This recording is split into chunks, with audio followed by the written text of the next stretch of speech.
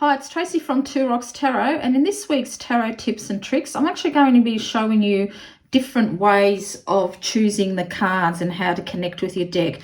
So I've got before me, as you can see, 3 different tarot decks. I have got the Hanson Roberts deck, which I have only just recently trimmed and edged, because it's over 20 years old, this deck, and it was all yellowing on the edges. I've got the Bonefire Tarot and I've got the Chrysalis or Chrysalis Tarot, I'm not too sure how you pronounce it, and I've got 2 pendulums. And the reason I'm showing you the 2 pendulums is because what I've discovered is my pink rose quartz one that the lovely Nina from Shuffle Tarot gave me does not like to be used for this sort of thing that I'm going to show you.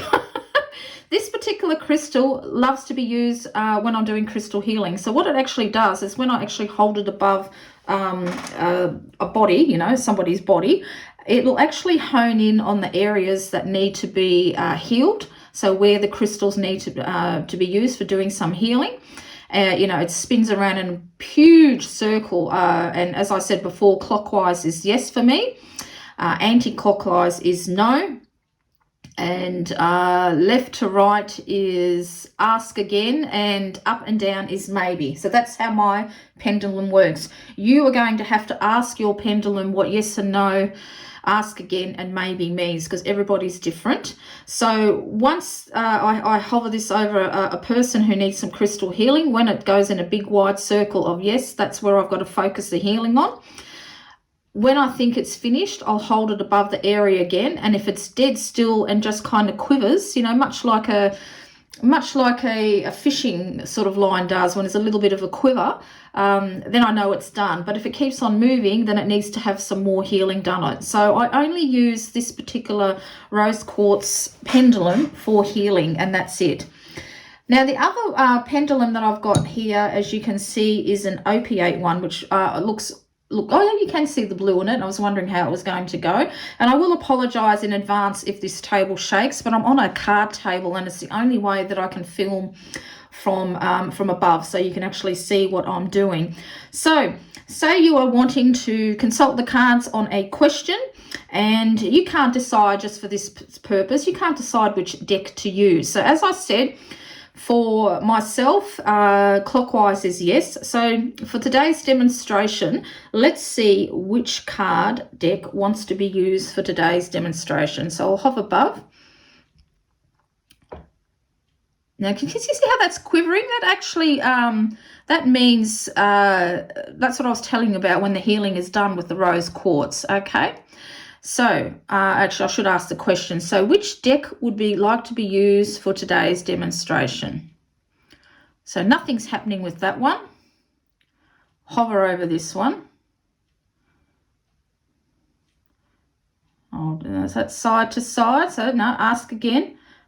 Oops, I better move this selenite. Would this deck like to be used for today? And there you go. Can you see how that's gone into a nice big circle? I really hope this works well. It's so hard to film. So this is the deck that wants to be used for today's demonstration, which is kind of interesting, isn't it? Because, you know, I haven't used this for quite a while. So I will apologise for the table shakes, but that's just the way the cookie crumbles. So isn't that beautiful? Look, I edged my Bonefire in a hot pink. I absolutely love it. So this, like I said, is the Hanson Roberts, which has been trimmed. I have edged it in a beautiful blue, and it is, you know, it's so much easier. Look at that. It looks fantastic without the border. So that's very, very tiny.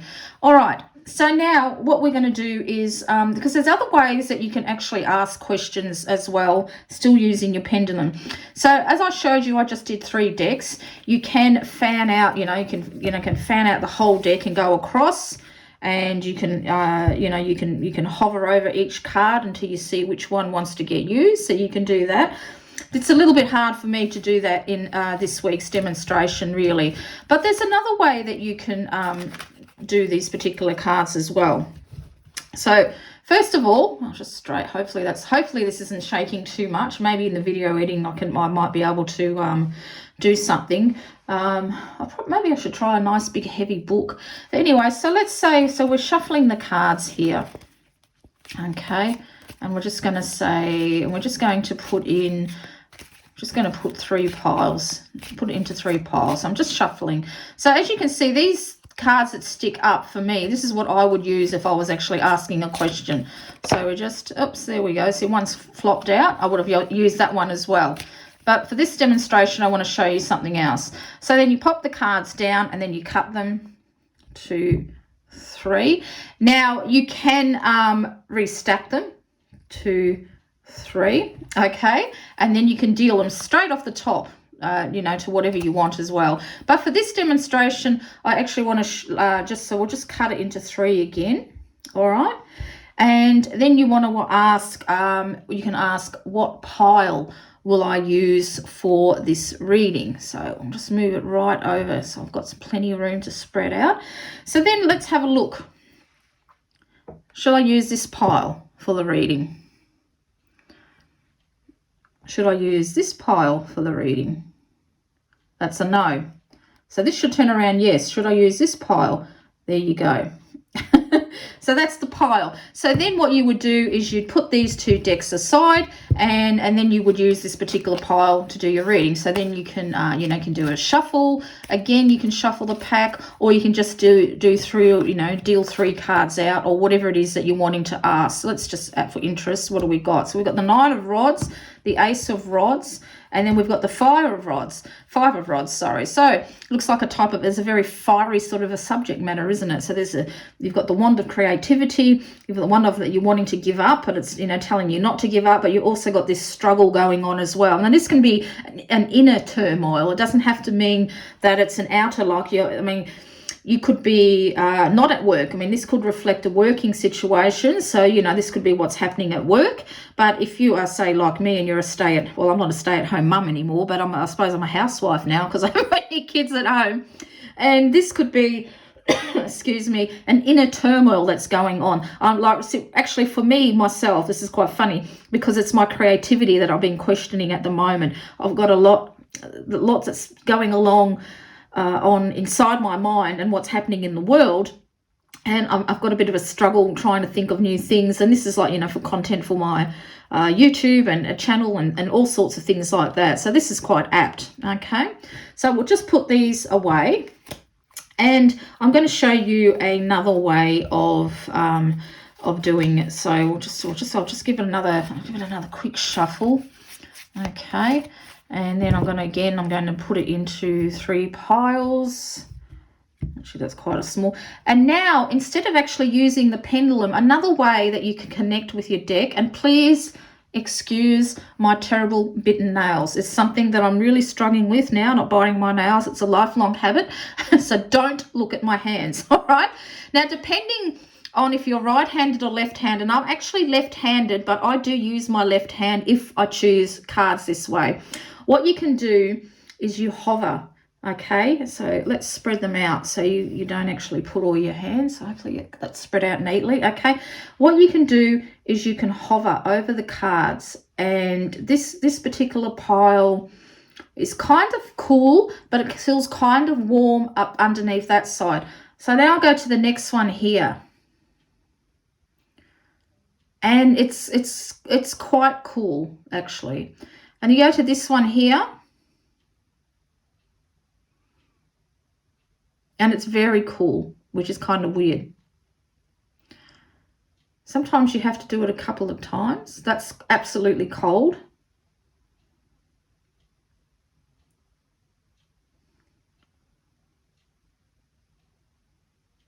So I wouldn't use that one because it's freezing. This one is very neutral. It's very balanced. It's not cool. It's not warm. It's not, you know, it's just there. But if I go back over to this one, it's it's actually gotten warmer now. My whole hand is warm. So I would use that pile to do a reading. So just out of interest's sake, let me pull out. Okay, show me what you wanted to tell me. Now, again, you can pull straight from the bottom. You can pull underneath, but I like to shuffle. So what message do you have? Now that one's come up, that's what I would use. And the 8 of Cups. So that's interesting because I was just talking about wanting to change things. And it looks like that I'm going to have to leave something behind in order to bring changes about. So that's, that message is actually spot on for me at the moment. It's ironic. I haven't used this deck in years, but I had a really, really good, strong bond with it. So that's another way that you can use the cards, for choosing the cards, I should say. So again, we're going to put it into 3 piles. And then you can associate what you want in the decks as well. Actually, we're going to have to do it in 4 piles for this one. Okay, so you can make this one's the wands, this one the swords, this one's the cups, and this one is earth. Okay, so really it's fire, water, air, and earth, and that's the 4 elements. And then what you can do again, you can do the hovering to see which particular card, which particular pile seems to draw you the most, and you will feel it. If you do this enough, you can feel the energy. This is pretty much how I choose crystals when I want to do my crystal casting. That's what I'll do. I'll hold my hand over it. Sometimes I will use a pendulum to choose what crystal wants to be read. So you can do it that way. Okay. Then again, you can still use the pendulum again, and you can choose. So this one was earth. Does earth want to be read? No. Does air want to be read? Ask again. And does cups want to be read? So that is a yes, but it is actually, hang on, no, that's a no. That doesn't want to be read. And then, so what about this one?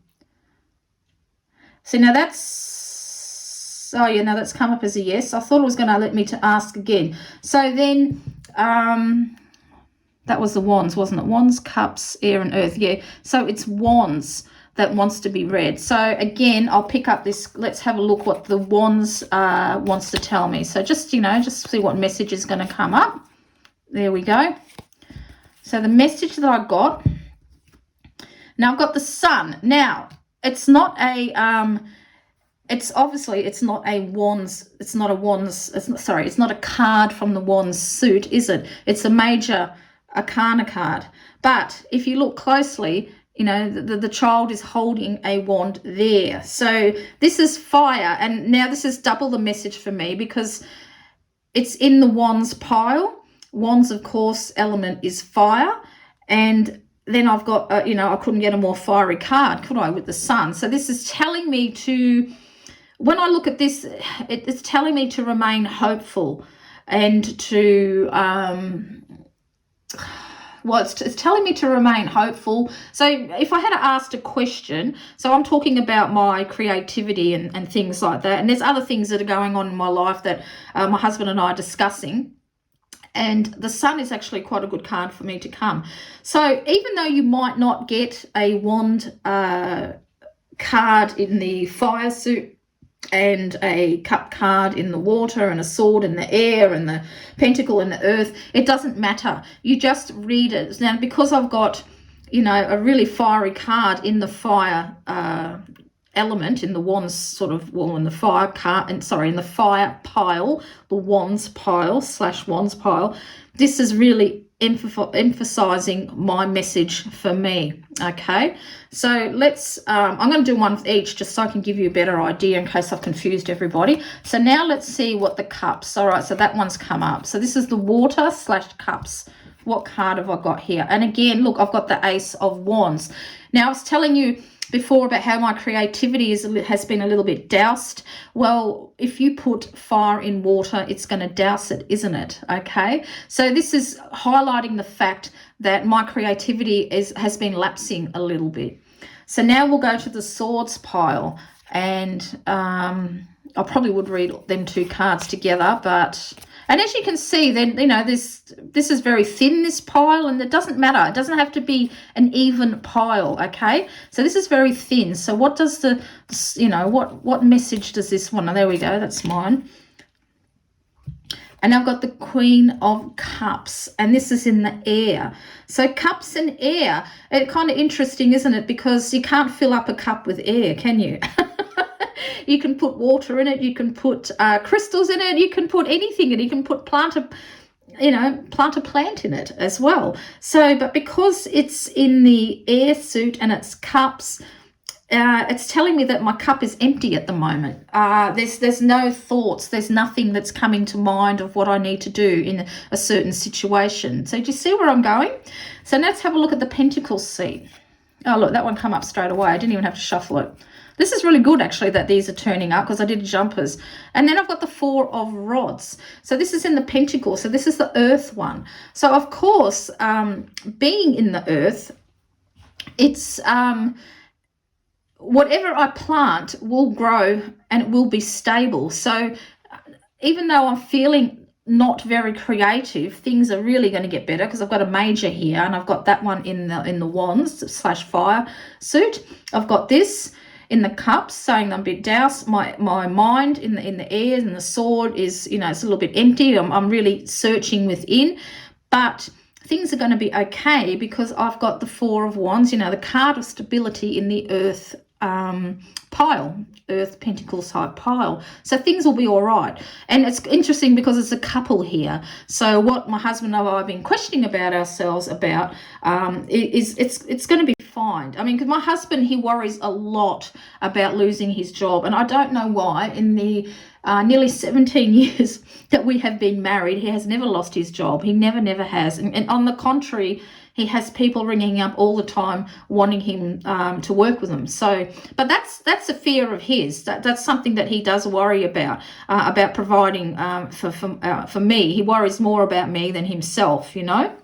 So that's how you can divide the piles up into the four elements or the four suits of the tarot. I mean, I like to use them both, you know, the fire wands sort of thing. So that's another way that you can do a reading and help you in choosing cards, because sometimes when it comes to choosing cards, and if you're very, very new, this is something that can get really, really confusing. And I just wanted to sort of share some different ways. And you can do this with an oracle deck as well. You don't, it doesn't have to be tarot. You can use it with crystals, as I said, which I might do later actually, because I've got a few crystals around here because I wanted to make sure I kept in a certain area and not, film this and it's all over the shot. So, that's the way of doing it. So you can divide it into that as well. You can just do the 3 piles.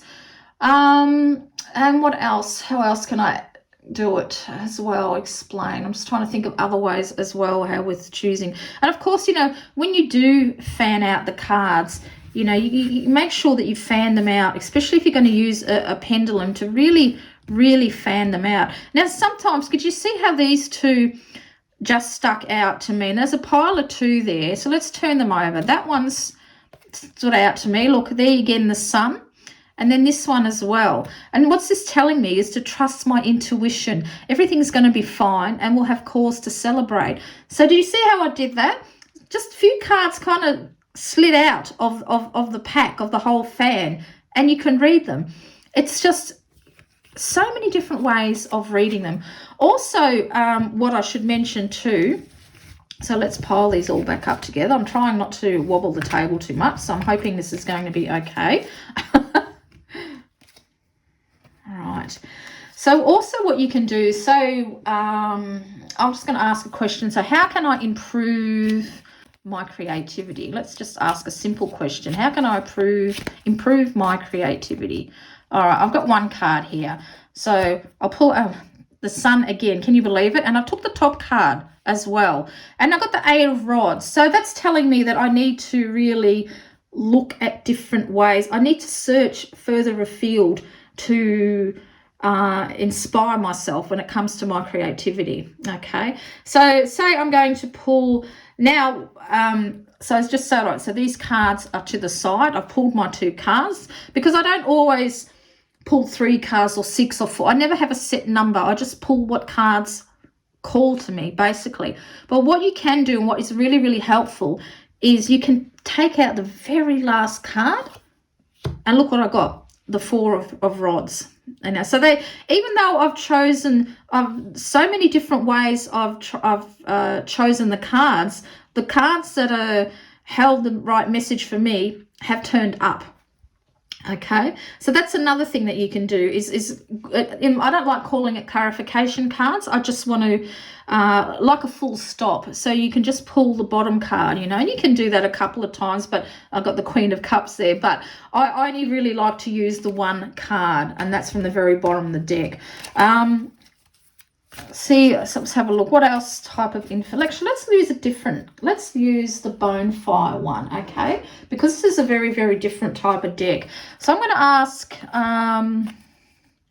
can you give me any further information?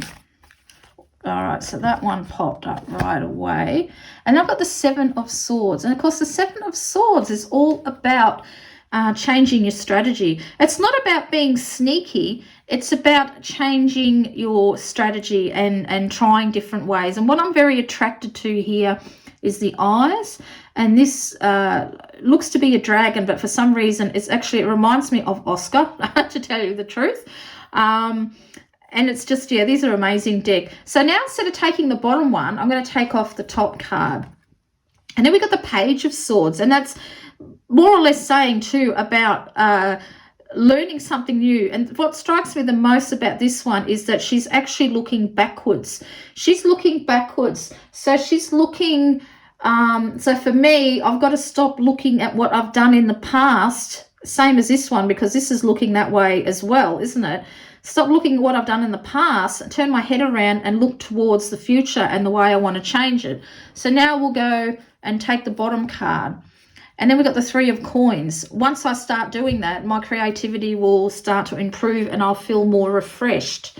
So that's, you know, that's just, I just want to show that you can actually, you don't have to shuffle and wait till a card pops up, you know, like that. Now I would use all three of them cards because I'll put that one first, second, and then third. You can just shuffle and you can deal straight off the top. So what do I need to know? And I got the King of Swords. I need to control my thoughts. And even the Child has a bit of a special meaning for me at this particular time as well. So really, it doesn't matter how you shuffle your cards or how you choose them. The right answer will come to you. It truly, truly will. Let's take the Christless Tarot. Okay, let's have a message. Let's get a message for everybody this time instead of myself. So what can you tell us? What do we need to know for our journey on learning the tarot and becoming confident readers? So there we go. So I've got, take that one as 1, that one as 2. I'm going to move this out of the way. Just sorry about the wobbling. I'm also going to take these cards because that's what is standing out to me. And that's exactly how I lay them all down. All right. So what do we got? We've got the Green Man, the Emperor. We've got Death. We've got the Chariot. We've got the Queen of Mirrors. And we've got the Hierophant. So we have got all but one major arcana cards. So what does that tell us about, how we can improve learning on our journey? So, of course, the Emperor is, when it comes to reading the tarot, you need not to be a stickler for rules and regulations. So you need to let yourself flow freely when it comes to reading the tarot. That was a bit of a mouthful to get out. See how all the little branches, all the little roots, everything's stretching out towards to a bird. Actually, that looks like a, what are they called? Not a swallow. I can't think what they're called now. I used to have a lot of them in Melbourne. Yeah, it is a sparrow. I'm sure it was a sparrow. But anyway, to being a sparrow, to laying the eggs, to the butterfly of transformation. So this is on how we can improve our journey onto learning the tarot better. So we need to let our branches, our thoughts, our feelings expand out and grow. And also with the Death card, now look, there's actually looks like to be some eggs in this one, but I don't think it is. I think it's more of a stone. But Death is all about change as well. So how you start out as a tarot reader is not necessarily how you will always be. My readings have changed enormously over the last 28 years. I mean, I do spirit messages now. I never thought when I picked up a pack of cards that spirits would come to me with their, wanting to get a message across to their loved ones. So always, expect your tarot journey to change. It will not stay the same. You will change as a reader from how you were when you first started out. Some of you might like reading through the guidebook. You always want to have a guidebook there. Others, like myself, never use them unless it's to explain the actual artwork itself. Then we come to the Chariot on our journey. And of course, it's going to take many twists and turns on our journey. Not only is it going to change, but we're going to go in different directions. So for me, it was heading off into doing spirit messages. For you, you might become an A+ reader when it comes to predicting, or you may become someone who's really, really good at love type of questions or career questions and things of that nature. That might be you.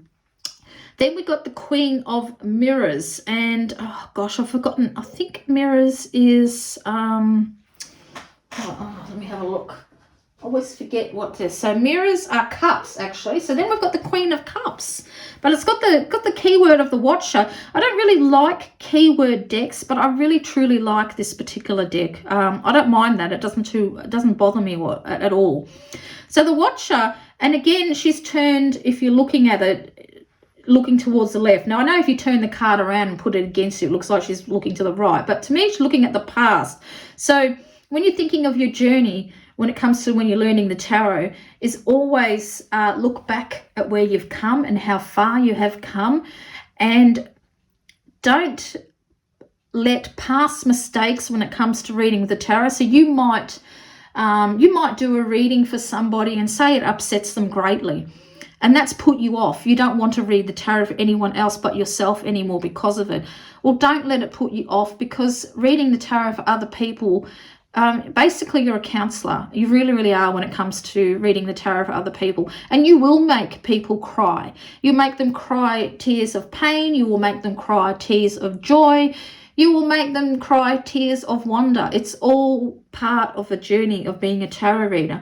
So don't look back to the past and how you started affect who you will become, you know, as the Queen of Cups, as the Watcher. Always pay mind to the lessons that you've learned, but it doesn't define you as who you were as a tarot reader. And then we come to the Divine Child, which is the Hierophant, which is kind of different, isn't it, for the Hierophant? Usually we see a Pope, you know, a rather stern type looking character with, you know, a couple of people bowing towards him. I'm trying to find the original Hierophant card in the Hanson Roberts deck, which I bet you I won't find. So what does that tell you? Because it's got the keyword of Divine Child. The best thing to remember is when you start to learn to read the tarot and become a tarot reader, is not to get too caught up in tradition. There's the original one. So as you can see, it's quite different, isn't it? So don't let yourself become a stickler for rules and regulation. Always hark back to letting your readings flow and branching out and testing the waters and growing as a tarot reader.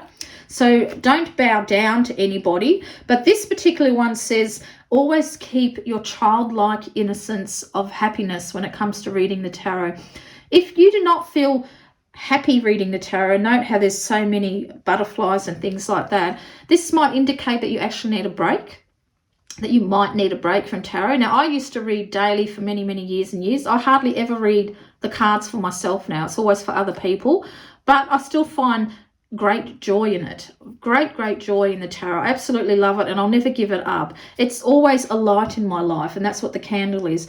But if you find, like, you know, that it's getting you a little bit jaded, pack the cards away and take a break. I know when I was suffering from depression, I'm a great reader. I mean, I read all the time. And I think I stopped reading and I didn't touch a book for 2 years. That's how long a break I needed. And you might need a few years of break from tarot. That's just all part of the journey, you know. And then later on you'll feel refreshed and you'll pick them back up and it'll be like you never stopped reading again. So always keep that inner child, that divine child in yourself as a reader. Always make sure that you keep it interesting, and trying different things like using the pendulum, using crystals and so forth is a way to do it. So anyway, I hope you enjoyed that. That's what I wanted to show you, just different ways of choosing cards and how you can, you know, just just different ways, I suppose. So let's do a final thing now. Let's see if there's a crystal. I'll have to move that right out over there. Let's see if there's a crystal that wants to do a reading. So this is a piece of selenite, dead still. This green one here is a dragon's blood jasper. Nope. This is a piece of lithium. Nope. This is my crystal ball. Oh, that's a big no. Can you see that? Doesn't want to be read today. Let's have a look at my mookaite. Hope you can see that. And it's the mookaite. It's the mookaite. See that? Big, big circle. So let's have a look at what the mookaite wants to say today. So isn't that great? I can get all up the close. So the first thing that I'm looking at is actually this little piece here. It looks like an ostrich with its head in the sand. And I think that's what you've got to be like when it comes to reading the tarot, is not be afraid to take your head out of the sand and have a good look around you and how you want to practice it. Don't let anybody tell you how you should read the cards or practice your tarot practice at all, or oracle, or whatever it is that you want to do. And I'm actually attracted by this piece here. Where's the camera there? That kind of looks like a little house. Maybe some of you out there have been thinking about doing readings from the comfort of your own home. Something that I could do, but what I worry about is letting strangers into my home. I'd only really feel comfortable if my husband was home in doing that particular thing. Now I'm attracted to this. Looks like a seal. Like a seal sitting up, and Labrador came into my mind because they do call the seals the Labradors of the sea. Perhaps somebody has got a Labrador, and I'm attracted to this dark bit that likes to dig out their plants. Here looks like there's a cat, but because you can only see the head of the cat, and there's a little line just there, looks like a halo. Perhaps somebody has just lost their cat actually, and perhaps that's what Labrador is, because it looks like it's looking, it keeps looking for the cat, doesn't understand where it's gone. That's just a few things that I'm getting off that. And we'll turn it around now. And this is, as you can see, is the raw piece. And here it looks like a snake.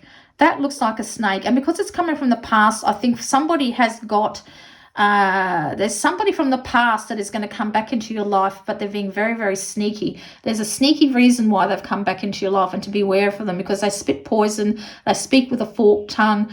Just be very, very careful. All right, I'll leave it at that because I don't want to keep going, because I can just keep going and going and going. But I hope you've enjoyed that, and I hope that's given you some inspiration and some ideas on just how to actually choose some cards, just some different ways of looking at it, different ways of dividing them up. And you not only can you do the elements, I mean, you can do body, mind, spirit. You can divide them up into the 7 chakras. And hold a well, if I was doing a 7 chakra one, I'd actually use this one here. I'd use the rose quartz, because it likes to be used for healing. So you can separate it up into 7 piles for the 7 chakras and see which chakra you need to work on. It really, the sky's the limit when it comes to choosing cards and how you use with them. So until next time, this is Tracy. I hope you've enjoyed this. Please press like and subscribe and hit that notification bell, and I shall see you all very soon in the next video. Take care, everyone.